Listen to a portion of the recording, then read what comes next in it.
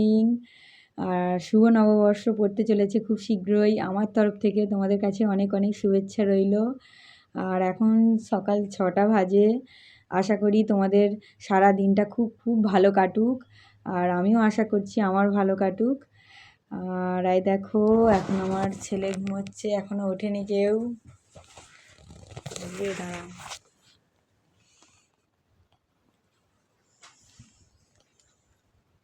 এই দেখো কেন ঘুমাচ্ছে, সব ঘুমাচ্ছে। আর যা ঠান্ডা বাইরে, ফাঁকে তো বেরোতে পারিনি, এবার উঠে পড়বো। এই দেখো আই আমার ছেলে উঠে পড়েছে। গুড মর্নিং বলে দাও। বাবা ও ঘুমের ঘোরে আছে, এখন বলবে না।